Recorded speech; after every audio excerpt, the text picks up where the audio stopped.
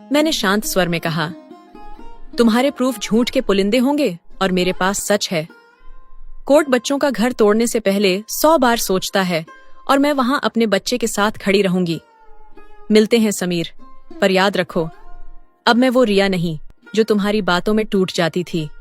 Call कटते ही खिड़की से हल्की हवा लगी।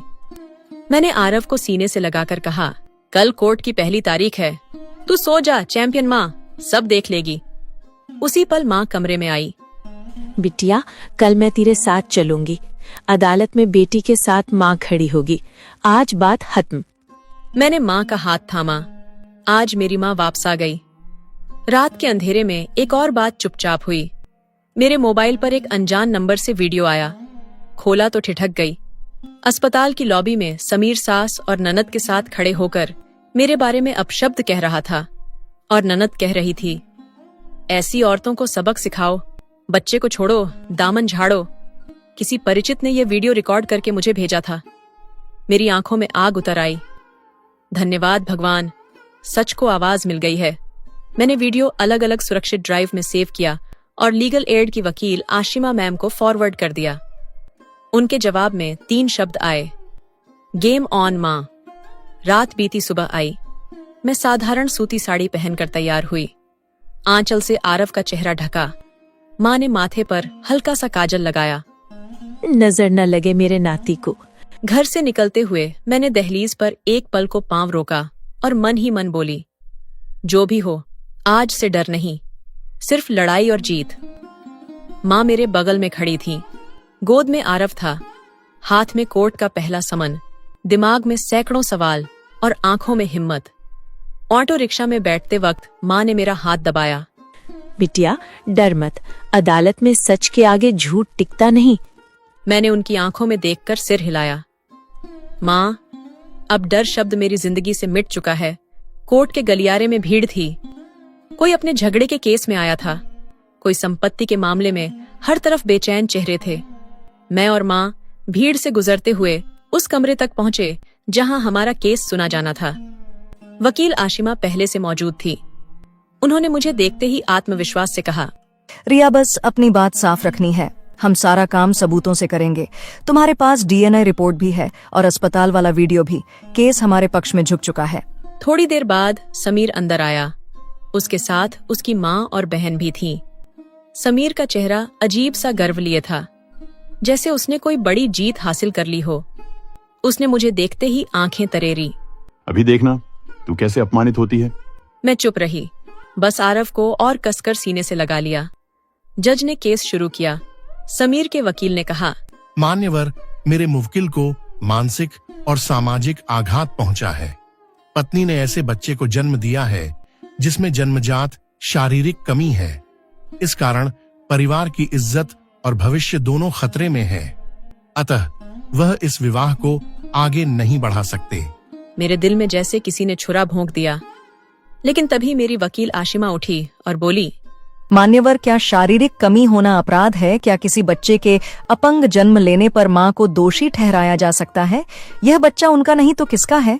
हमारे पास डीएनए रिपोर्ट है जो साफ साफ बताती है कि बच्चा 99.9% प्रतिवादी का ही पुत्र है। उन्होंने कागज जज के सामने रख दिए। समीर तिलमिला उठा। ये सब फर्जी है, मैं ऐसे बच्चे को स्वीकार नहीं करूंगा। आशिमा ने तुरंत जवाब दिया, मान्यवर, प्रतिवादी केवल समाज के डर से अपने कर्तव्य से भागना चाहता है। यहाँ हमारे पास एक और सबूत है। उन्होंने मोबाइल से वीडियो चलाकर स्क्रीन पर दिखा दिया। अस्पताल में समीर और उसकी माँ अब मुझे कोसते हुए साफ नजर आ रहे थे। ननद कह रही थी, ऐसी औरतों को सबक सिखाओ, और समीर कह रहा था, ये बच्चा मेरा नहीं, मैं इससे छुटकारा पाऊंगा। जज ने सख्त आवाज में कहा, यह बहुत गंभीर है। पति का कर्तव्य पत्नी और संतान की रक्षा करना है, उन्हें तिरस्कृत करना नहीं। मेरी आंखों में आंसू थे, पर ये आंसू कमजोरी के नहीं बल्कि सुकून के थे कि सच की रोशनी ने झूठ को काट दिया। फिर जज ने मेरी तरफ देखा। क्या आप कुछ कहना चाहेंगी? मैं कांपते होठों से बोली, मान्यवर, 7 साल बाद जब मेरी गोद भरी तो मैंने सोचा था कि मेरी दुनिया पूरी हो गई। लेकिन मेरे पति ने मेरे बच्चे को श्राप समझकर ठुकरा दिया। मेरी अपनी माँ तक ने कह दिया कि काश तू मर जाती। पर मैंने उस बच्चे को सीने से लगाया और सोचा, यह अधूरा नहीं, मेरा पूरा संसार है। आज मैं अदालत से यही कहना चाहती हूँ, मेरा बच्चा जीना चाहता है, हक से जीना चाहता है। मैं उससे उसका हक नहीं छीनने दूंगी। पूरे कोर्ट रूम में सन्नाटा छा गया। समीर की आंखें झुक गईं। जज ने सुनवाई अगली तारीख तक टाल दी, लेकिन साफ कह दिया, इस अदालत की प्राथमिकता बच्चे का कल्याण है, ना कि किसी के झूठे अहंकार की रक्षा। कोर्ट से बाहर निकलते समय बिटिया, आज तूने मेरी आंखें खोल दी। सचमुच तू मेरी नहीं, तू इस घर की ताकत है। मैंने धीरे से कहा, माँ, बस यही हिम्मत मुझे जिंदगी भर चाहिए। अब चाहे रास्ता कितना भी कठिन हो, मैं अपने बेटे के लिए सब झेलूंगी।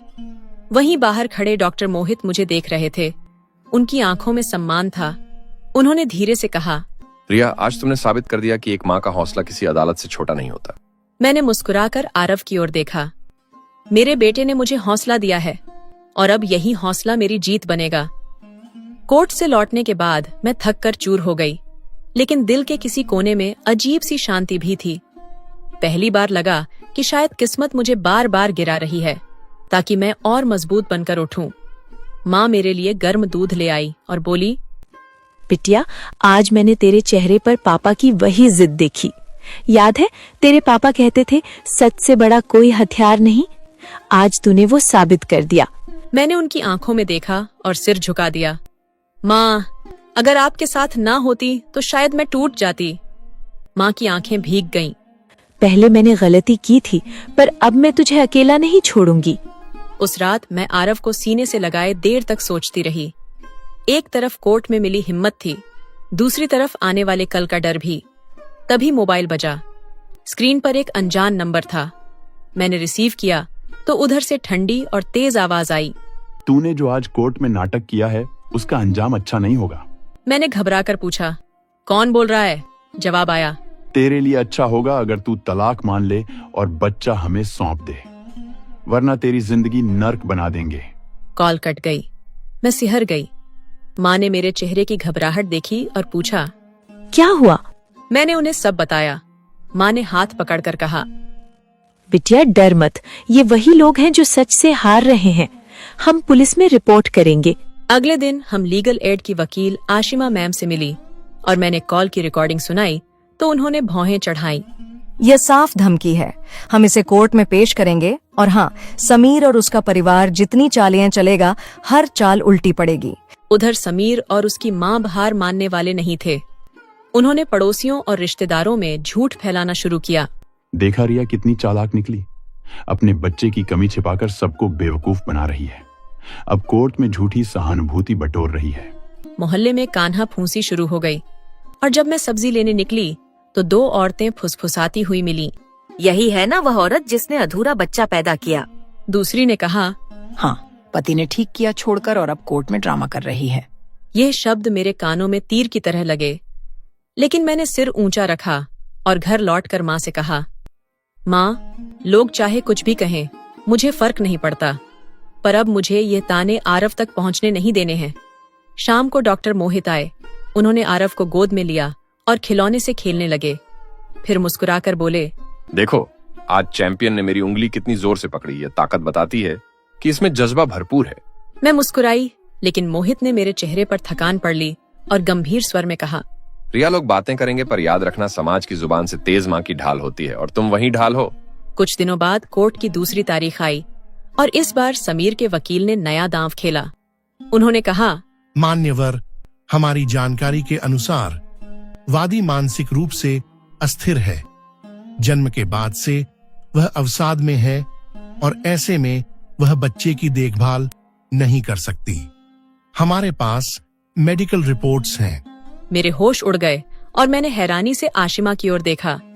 उन्होंने तुरंत कहा, मान्यवर, यह सिर्फ झूठा आरोप है। वादी नियमित मेडिकल चेकअप कराती हैं और हमारे पास उसका प्रमाण है, बल्कि हमारे पास सबूत है कि प्रतिवादी ने उन्हें मानसिक रूप से प्रताड़ित किया है। उन्होंने अस्पताल का वीडियो और धमकी वाला कॉल कोर्ट में पेश कर दिया तो जज ने कड़ी आवाज में कहा, यदि प्रतिवादी इस तरह के निराधार आरोप लगाते रहे तो यह उनके खिलाफ जाएगा। यह अदालत केवल सच सुनेगी। समीर के चेहरे पर पसीना छलक आया और उसकी माँ बड़बड़ाने लगी। सुनवाई के बाद बाहर आते ही समीर ने मुझे रोका और बोला, तू क्यों सबके सामने मुझे अपमानित कर रही है? तलाक कर दे, सब खत्म कर दे। मैंने ठंडे स्वर में जवाब दिया, अपमान तो तब हुआ था जब तूने अस्पताल में मुझे और अपने ही बेटे को ठुकराया। अब मैं अपने बेटे के हक के लिए लड़ रही हूँ और जब तक सांस है लड़ती रहूंगी।